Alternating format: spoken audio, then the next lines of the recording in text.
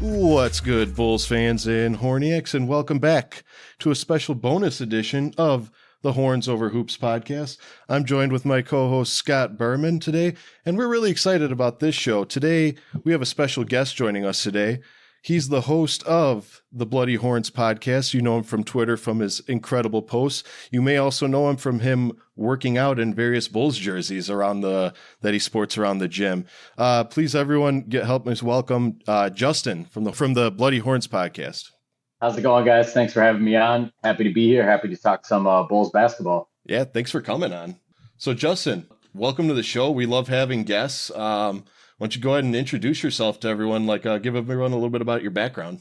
Yeah, so I've been running the Bloody Horns podcast for about a year now. It started out as just I was actually getting surgery and was going to have a bunch of free time on my hands and watched a bunch of basketball as it was. So I was like, why don't I just go on and talk about basketball and just podcast about it? And the page has kind of grown a lot over the last 6 months or so, and it's been cool to interact, not just with Bulls fans, but just with basketball fans in general, because I've been obsessed with this game since I was like 4 years old. So it's been really cool to see, and it's cool to interact with guys like you and everybody else out in the Twitterverse.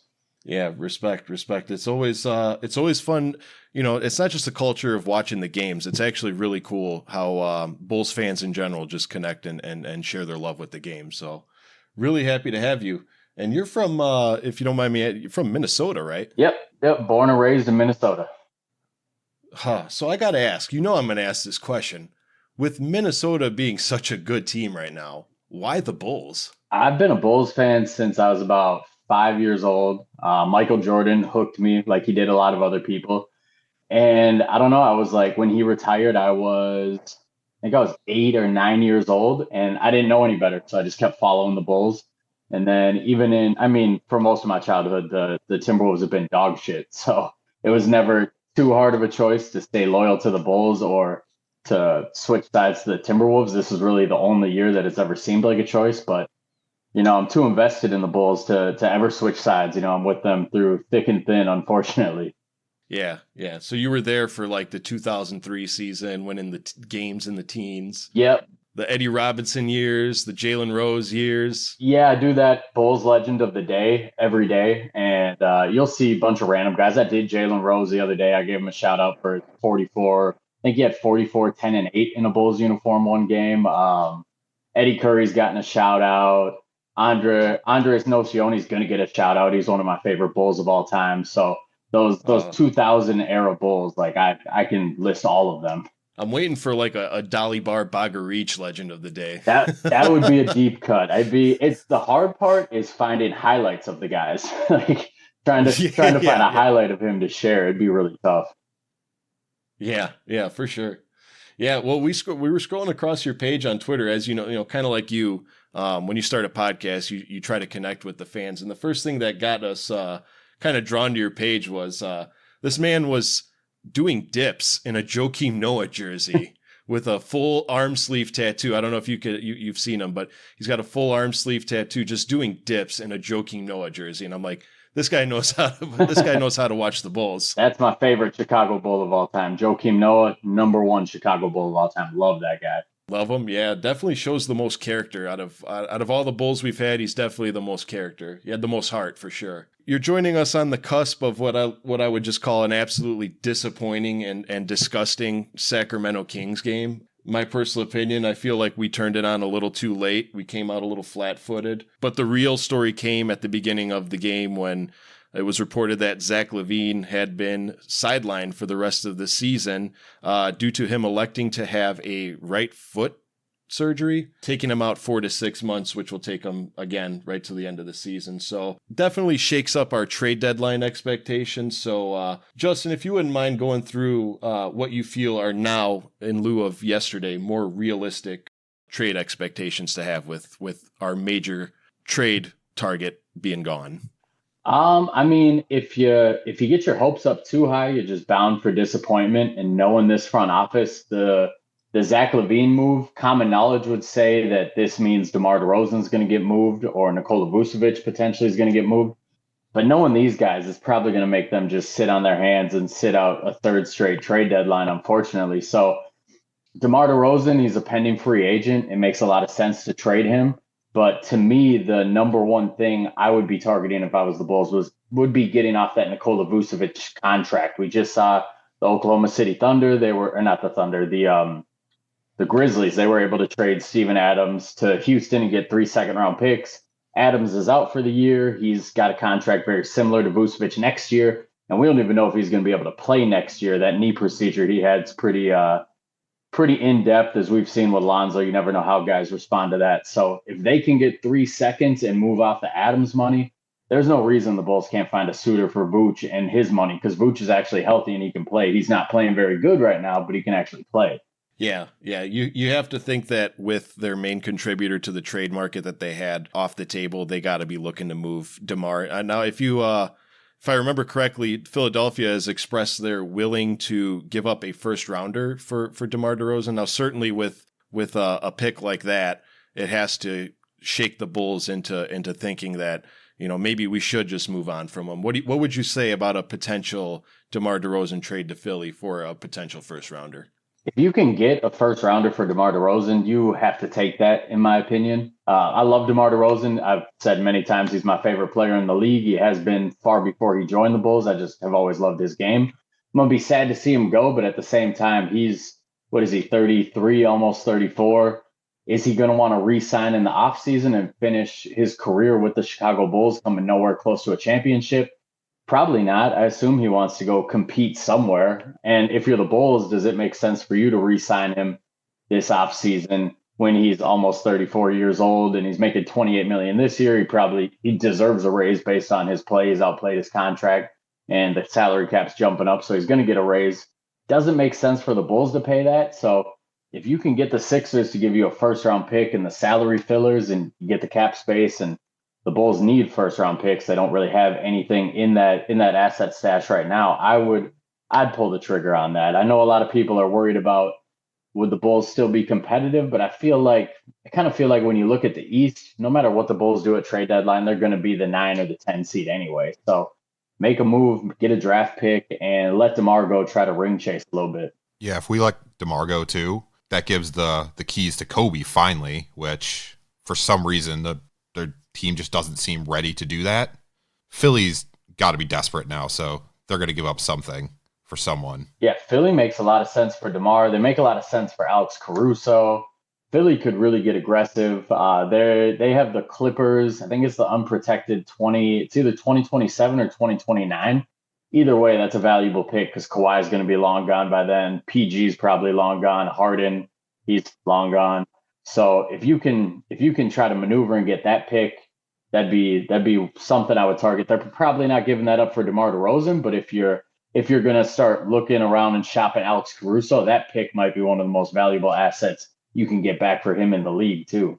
Yeah, certainly the direction that the Bulls seem to want to be going or shifting towards is a more younger core. I mean, it's been a hot topic throughout the entire Bulls history. Is they try not to rebuild, they try to retool, whether it be to put butts in seats and just to spare the fans the drama of going through a rebuild. Who knows? But as you touched on it, with DeMar DeRozan being from Compton and being from California, he does have ties to LA. You would like to think that perhaps he would like to find a way to join the Lakers. And like you said, chase that ring. The man's a future Hall of Famer. The man deserves some hardware. I'd rather see him get it without LeBron James being on the team, because I can't bear to watch LeBron James raise another trophy. That's just me. I'm a Chicago fan.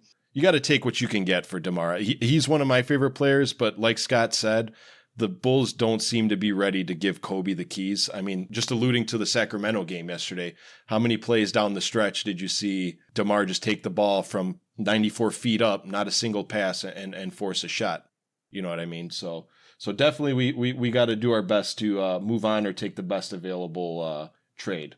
Any other like dark horse trades that you can see bench wise besides Caruso? If they can get off the Javon Carter contract, I'll be happy as hell. I can't stand watching Javon Carter play. He's an awesome human being. I'm not disrespecting him as a person at all, but as a player, man, I just can't. He's not at all what we were promised when we signed him, and we got 2 more years at $6 million guaranteed for him. So if they can get off that That's a win. I would be shopping Drummond just because he's an expiring. He's on a minimum deal. He can play 15, 20 minutes a night, give teams, especially out west where you got the Timberwolves, you got the Nuggets, you got the Lakers, you got big teams. So guys are going to be loading up on size. Drummond has a market out there, and you're not going to re-sign him this offseason. He's going to command a bigger salary than the Bulls can pay. So just start selling off assets. And people are worried, like if we trade Drummond, who's our backup five? But really, we barely play Drummond as it is. So you can just sign someone off the scrap heap to play 10 minutes a night. The Heat got to the finals last year with Cody Zeller playing 10 minutes a night. So I'm not worried about a backup five. So I would try to find a market for Javon Carter and Andre Drummond at the least. If those are the only two moves they make, it should be those two. Yeah. Scott, what do you think about JC? I think I share Justin's opinion here. I was a big fan of him coming to the team. I wasn't a big fan of him currently. So what do you feel about JC? He's so random. Like half the time he plays good defense, half the time he can actually shoot a three, and then most of the time he's dog shit. Where people are just blowing by him, he's chucking up bad shots, or he's turning the ball over trying to make a bad pass. But he should be a spot-up shooter. He can't. He can't shoot most of the time. So I'd be fine moving from him. And after watching Torrey Craig last night, move him too. He was terrible. But it's his first game back, but God, that was bad. Yeah, he was doing his part on the defensive end, but yeah, you could tell that the rust is still there from the injury. Yeah, that's the thing with Javon. You know, when he came in, we had that rifleman. We had that 3-point shooter that everybody was waiting for. What did he shoot, 40% last year? Upper 40s? Yeah, 40, 42, something like that. Yeah. He destroyed us in a couple games against Milwaukee. I was invested when we brought him in here. I mean, hell, you know, they were saying that he was going to battle for the starting position with Kobe. And what I'm seeing now, little bit over the halfway point of the season, I'm seeing a player that not only can't compete for a starting position, he's barely competing for a roster spot. So, I mean, if we can unload him for, whatever, second rounder or use him as a pawn in another bigger trade, 100%, I'm all for that. Speaking of which, we're at the midway point. The All-Star break is coming up fast. We're about, couple weeks away, week and a half away? I think, yeah, like a week and a half.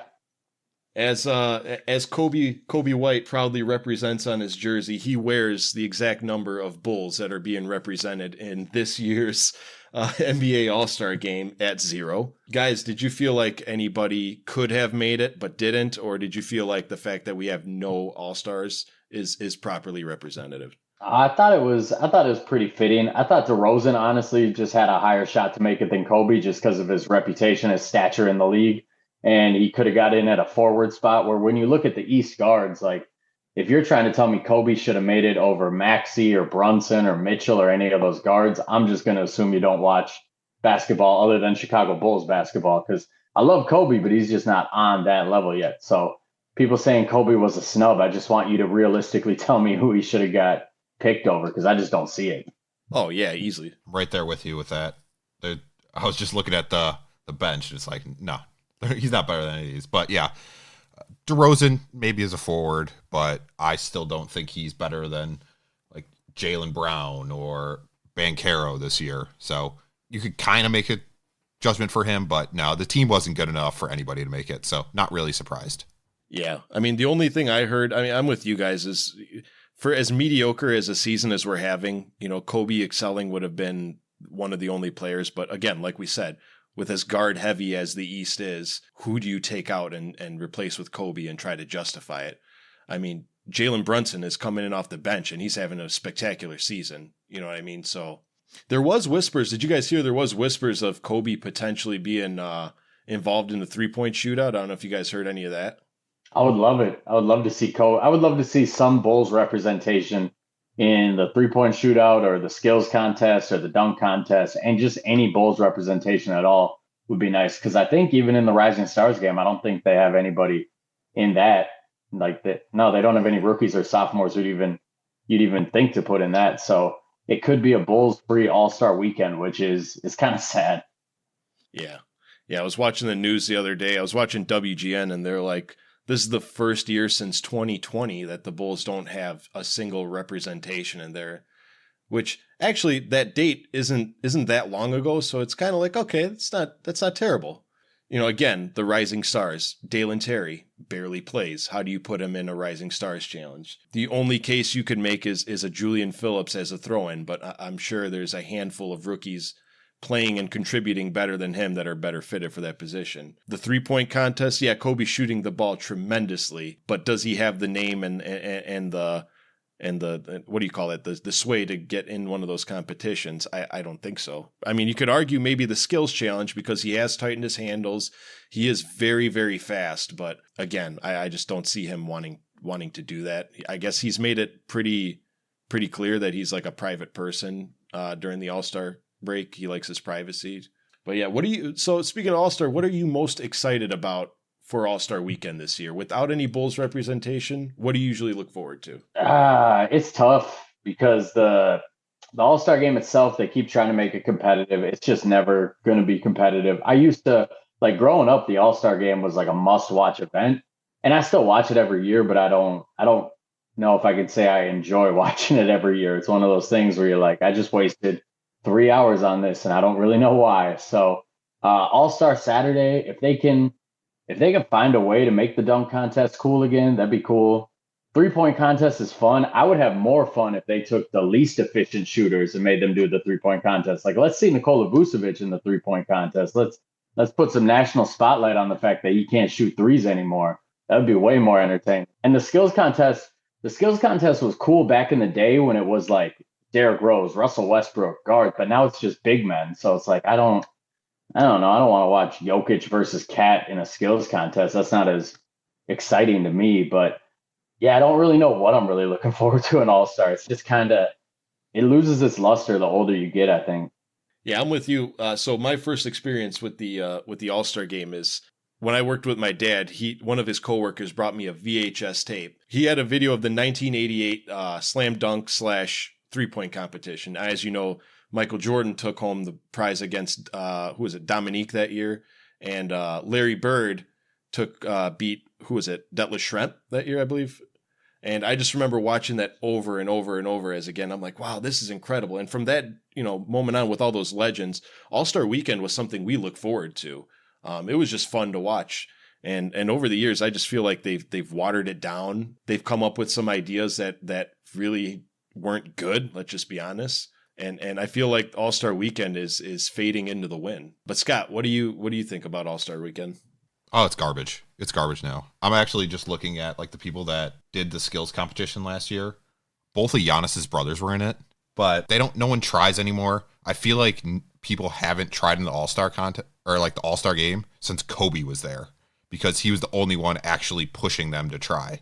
Really, what I would love to see is kind of what they did in the NHL All-Star game, where it's do a 3-on-3 tournament. Maybe some of those guys would be into doing that, or like a 1-on-1 tournament where you can finally show like who's the best. Just do something. The dunk contest, no one wants to do it anymore. Ever since LeBron just refused to do it, people kind of just gave up, and it's just no-name players, like second-round picks that can jump high. Like the winner last year, wasn't it McCling, he's a G League player? Yeah. Like, we can't get NBA players in there. Yeah. So, I don't know. I'm not that impressed. They should bring, her name? Sabrina Ionescu, or the lady that broke Steph's record for the 3-point, and just have them go at it just to see. Because why not get more people to watch that? But I skip it most of the time because I'm not that into it. I think they're doing that, aren't they? That's what I thought. I think Steph, are they bringing her in? Steph is squaring off with her. Like, it's like a WNBA meets NBA best shooter. Have you seen that girl shoot, by the way? Sidebar. Have you seen her shoot? Yes, Steph's going to wax her, though. Like, it's not going to be close. Yeah. Yeah. Oh, no, it's not going to be close. Just saying I don't watch WNBA religiously, but she's doing things for that league that's incredible. She's shooting the ball from Denzel Valentine range. I'm just going to say that. Oh, God. But yeah, I feel like, they say there's more than one way to skin a cat, but eventually you get to the point where you've skinned a cat every way you can. And I feel that's the dunk contest. We've all seen, behind the backs. We've all seen windmills. We've seen every single dunk. Now it's getting to the point where, like Scott said, your second rounders are dunking over objects, or, bringing in the legend and dunking over the legend. We don't know the names of these players. Like, you remember when Jeremy Evans, won the dunk contest. And Derek Jones Jr., I mean, we know them because they're Bulls players, but back in the day, you know, you had elite dunkers. You had your Spud Webbs, you had your Dominiques, you had your Jordans. And nowadays, I feel like, in my personal opinion, players either don't want to or are too concerned about getting hurt to want to join. Yeah, LeBron kind of made it cool to say no to the dunk contest. Like LeBron, it's always been reported he didn't want to do it because he didn't want to embarrass himself.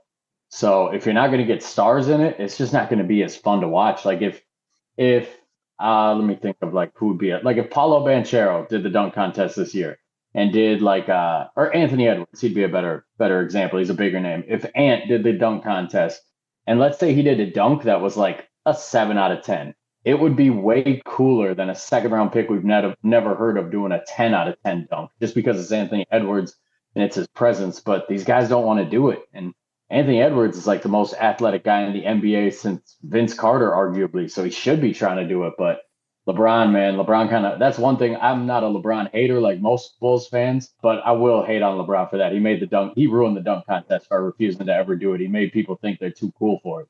Yeah. I mean, again, like you said, you know, Ant doing just a decent dunk will bring more than like, we'll just use him. Julian Phillips throwing it off the backboard and doing some spectacular dunk, which now that we mention it, we'll probably see Julian Phillips in the dunk contest because that kind of fits the description of someone who would actually be in the dunk contest nowadays.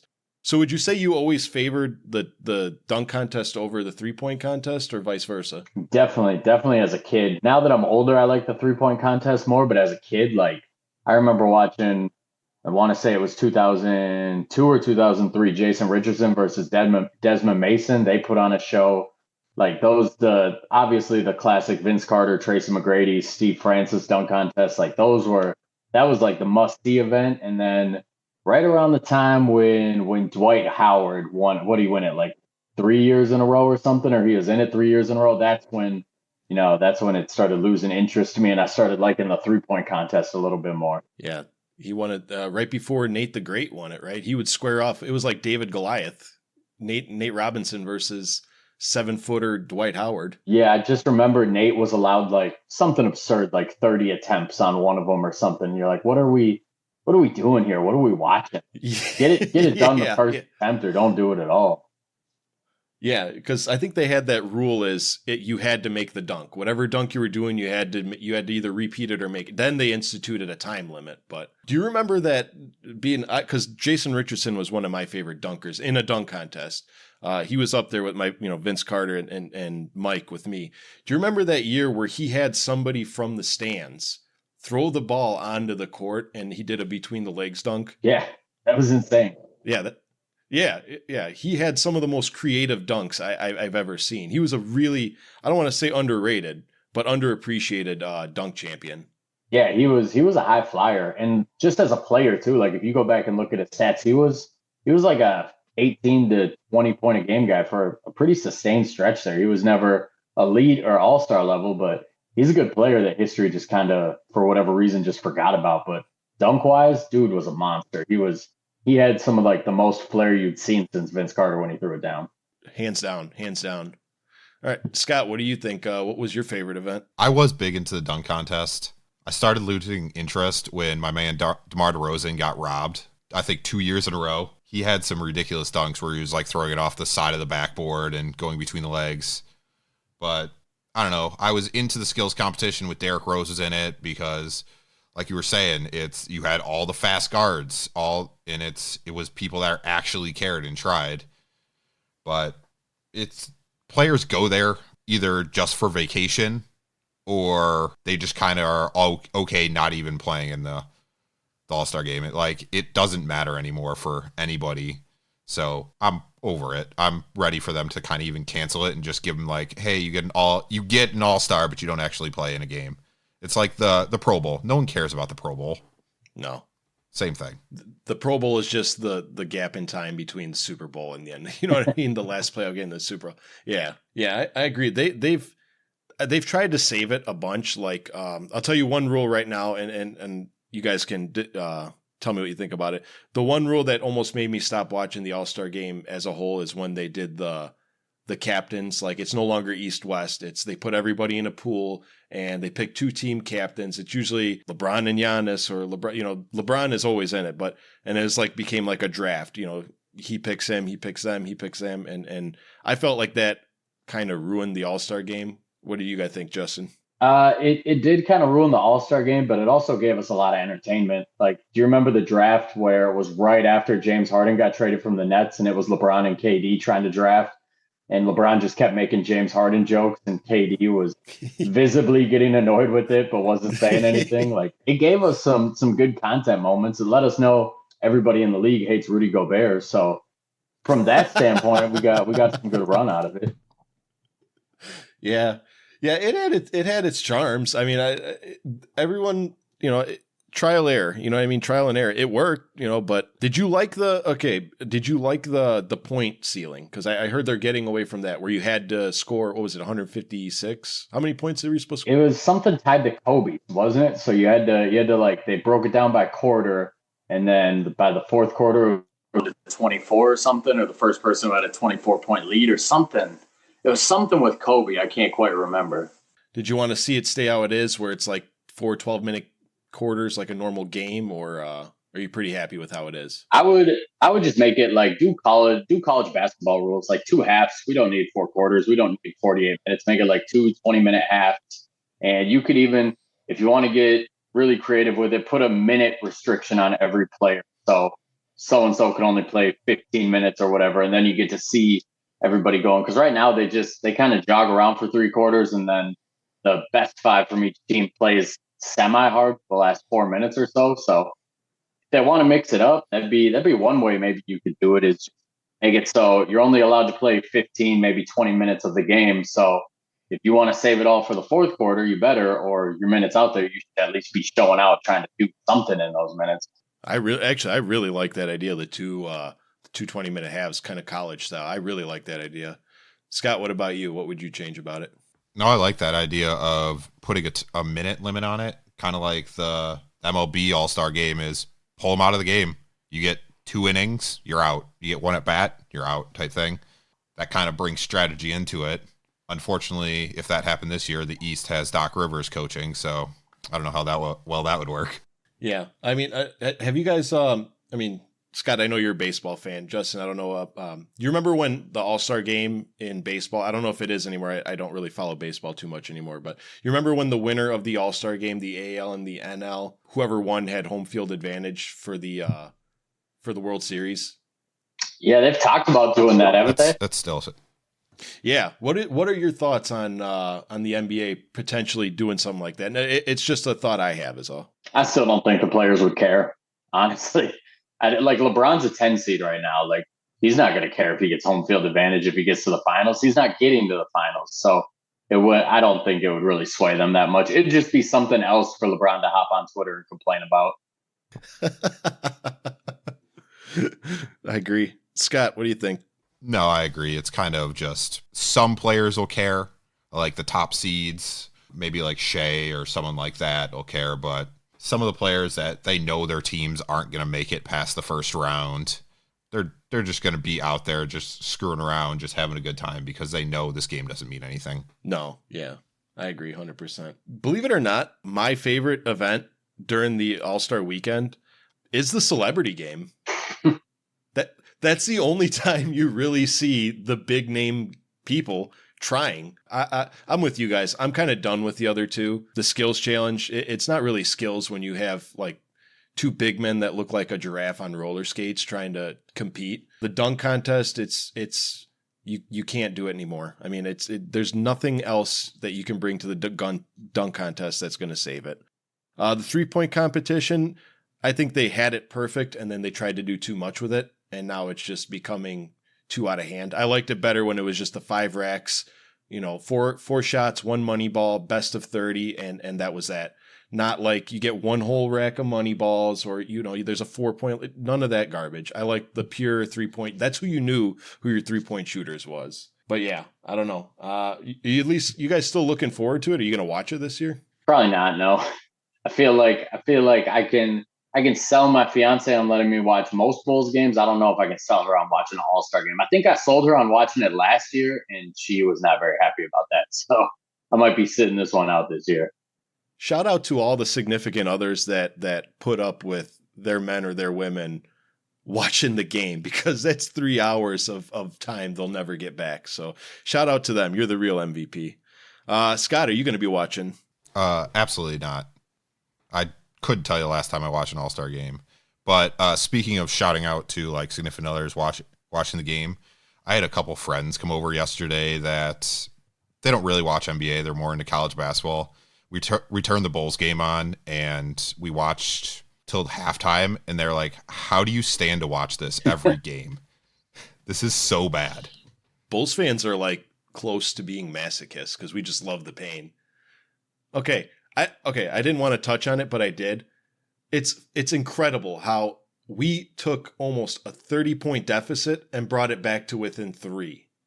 Like, that's why I watch it. It's because, yes, we're terrible at the long run. Like, we don't know how to keep our foot on the gas throughout the entire 48 minutes. But it's incredible what we can do, like, down a significant amount of points. I mean, Justin, what did you think of yesterday's game? We'll go into it. Why not? I thought it was the same Bulls that we've seen. We've seen this for like 2 years now, where it doesn't matter. It doesn't matter if it's to start the game or to start the second half. Either way, you see them come out slow, whether it's the first quarter or third quarter. For whatever reason, they just don't come out motivated or ready to play. And then they turn it on and they get you excited. And then there's bonehead decisions at the end, whether you want to talk about DeMar hogging the ball at the end or whatever Alex Caruso was doing for those last 3 minutes of the game. Because nobody wants to call AC out because we love AC so much. But man, those 2 fouls were like, what are you doing, buddy? And then that rebound that he had it for some reason, he batted it around and then dove out of bounds to try to save it. Like, I don't know. So it's typical Bulls. They get your hopes up, and then the decision making in the end, you're just like, why do we do this? Why do I do this to myself every other night? Yeah, I agree with you, because I shared your opinion. I mean, I'm scrolling through Twitter and I see how everyone's blaming DeMar. I'm like, well, wait a second, man. DeMar is not the reason why they were down 30 points, okay?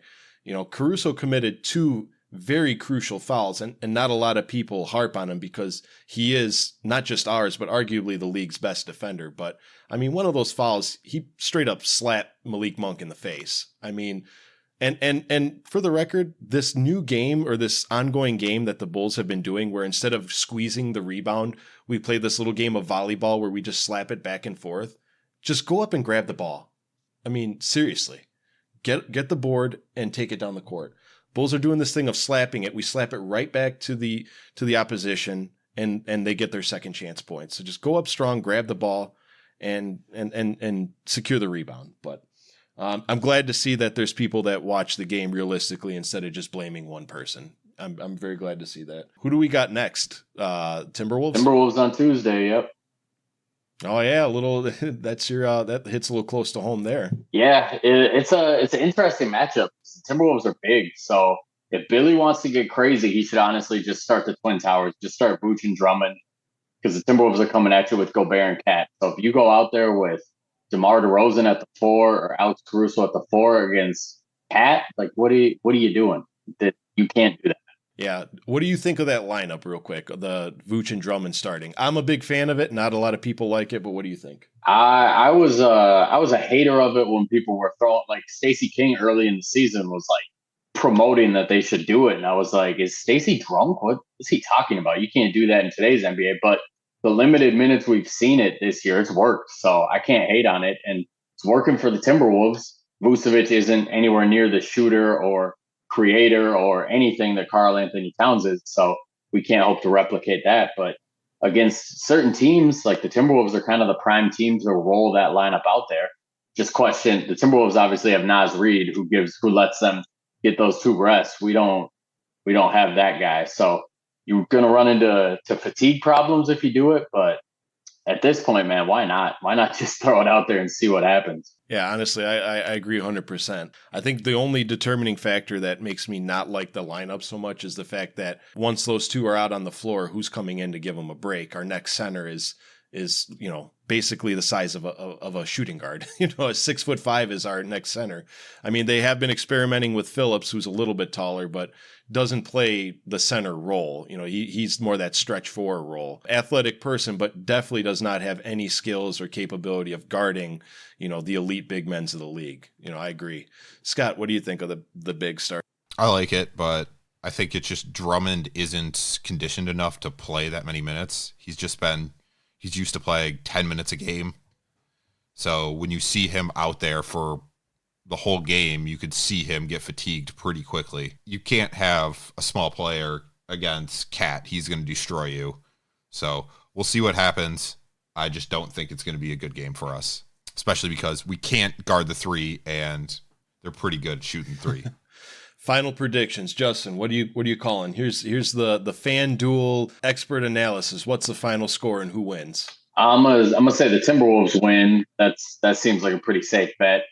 I think it might be similar to the Kings game, whether it's the Bulls coming out the gate and giving up a big lead, or them coming out of halftime but giving up a big lead. Either way, I think at some point in this game they're down 20 plus, but they end up losing by less than 10. They'll rally back somehow. I like it. I like that. Scott, what do you think? I kind of think this one's going to be a blowout. I think the team's kind of ready to give up and just go for the All-Star break. So I just don't see them coming out at all the next couple games. Okay.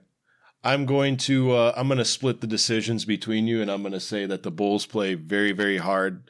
They play some very good basketball because we do play up to our competition. Unfortunately, we play down to our competitors sometimes, but I'm going to say that we teeter between, 5, 10 points, 15 points, draw it back, and I think we lose by single digits. So I'm going to give the victory to the Timberwolves on this one. Oh, well, Justin, before we cut you loose, again, thanks for joining us. This has been fun. We love having guests, but we want to invite you to play our first ever edition of a new game we like to call Horns or Thorns.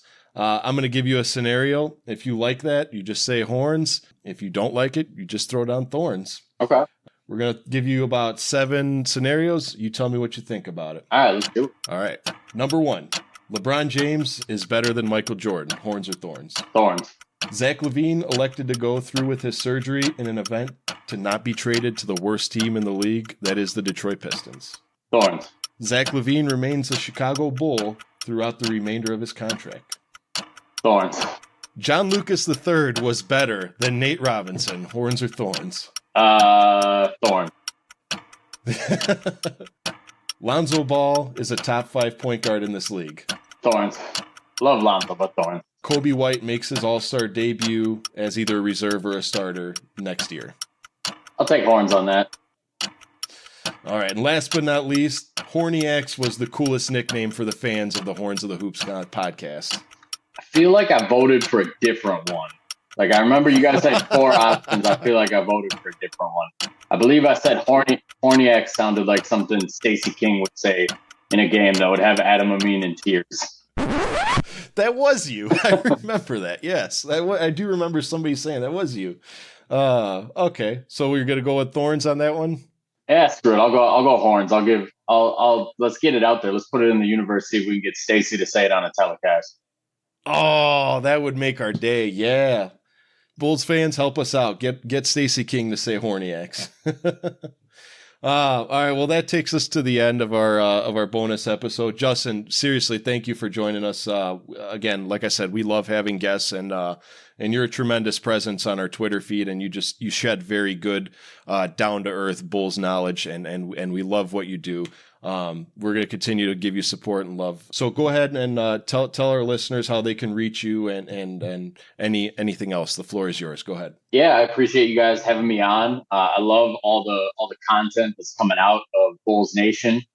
Seems like there's a lot of different podcasts out there, a lot of different blog writers, and it's all good. The more attention we can bring to the team, the more we can get people like us who actually watch the games talking about the team, and less people like Joe Cowley and other people I won't name right now. More we can get those kind of people and get their name growing, that's better. But if you guys aren't following me, my handle's the same on all the social media: Twitter, TikTok, Instagram, YouTube. It's all at Horns Bloody. I do daily drops, 5-minute little short videos breaking down whatever's relevant in the Bulls that day, and then weekly podcasts on Spotify or Apple.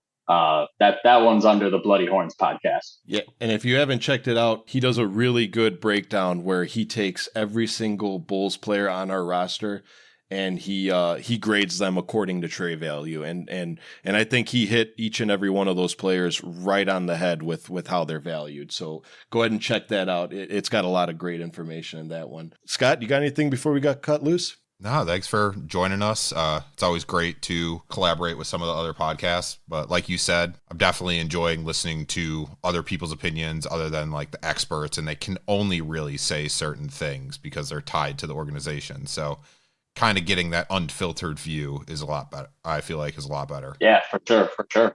That's going to end it for today's show. Thank you guys, as always, for joining us. Thank you to the listeners for showing us love and support. Once again, slide over to the Bloody Horns podcast. Give him all your love. Follow him. Spread the word. He's got great content, like I said before. Follow us on our socials at the Horns Over Hoops podcast. Link in our link tree at the bottom of this podcast description. Engage with us on Twitter. We're pretty active on there. We post fan polls and give us little suggestions on what you'd like to see on the show. Guys, I think that's going to do it. So from all of us here, go Bulls and see red. Have a good night, everybody.